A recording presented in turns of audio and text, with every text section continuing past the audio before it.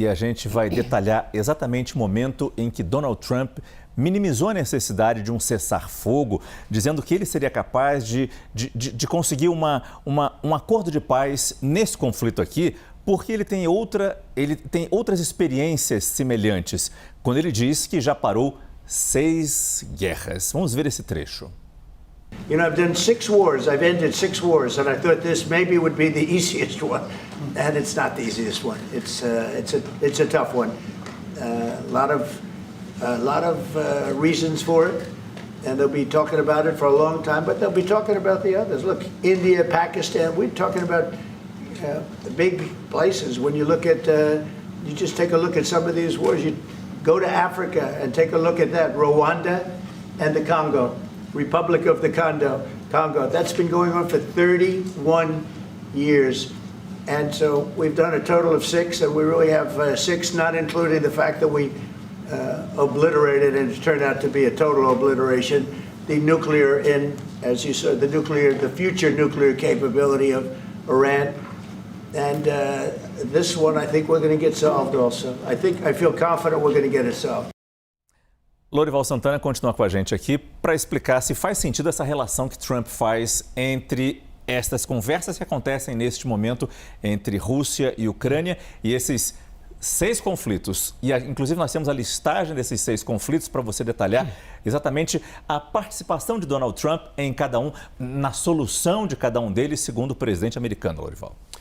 Bem, Armênia e Azerbaijão já haviam chegado a um acordo e o Trump foi e saltou sobre esse final de negociação para se apresentar como aquele que estava patrocinando esse acordo. Camboja e Tailândia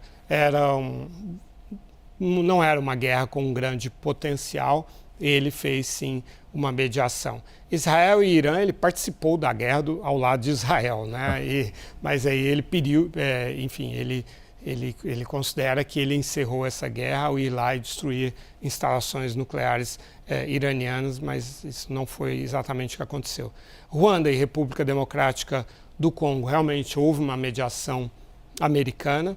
Essa é uma guerra muito longa, de 3 décadas realmente, e de fato ele teve uma participação mais substancial. Isso se aplica também à Índia e Paquistão, né? Quando estava começando ali uma guerra potencialmente bastante perigosa e houve sim uma mediação do governo Trump.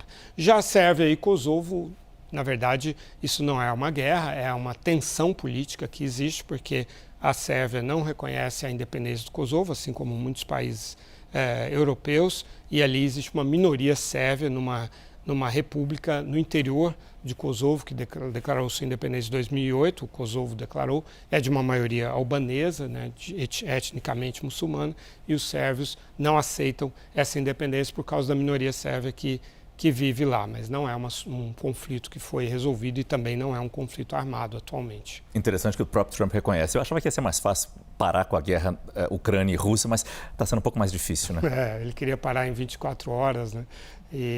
Mas o ambiente foi bastante favorável hoje, né? Assim, havia eu acho que hoje realmente foi um dia de trabalho bastante substancial, em que as coisas ficaram mais claras. Trump tem uma ambição muito forte, tem um pragmatismo muito forte. Agora, o desafio, de um lado, de Vladimir Putin, do outro lado, dos europeus e ucranianos, é dosar essa ambição e esse pragmatismo em seu favor, para que as concessões de um dos lados, de cada um desses lados, não sejam grandes demais. E se forem, não vai haver acordo, né? É preciso um equilíbrio realmente de concessões dos dois lados, e esse é o grande desafio deste momento. E rapidamente, é possível ter um acordo de paz sem um cessar-fogo? Eu digo, sem uma coisa escalonada?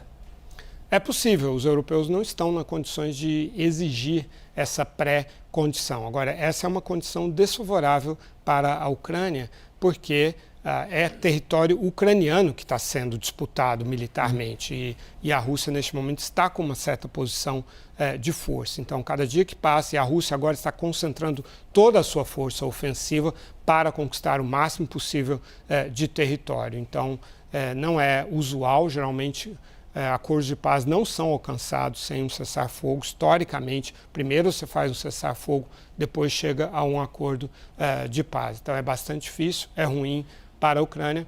mas essa é a condição que Putin e, num certo sentido, Trump agora estão impondo.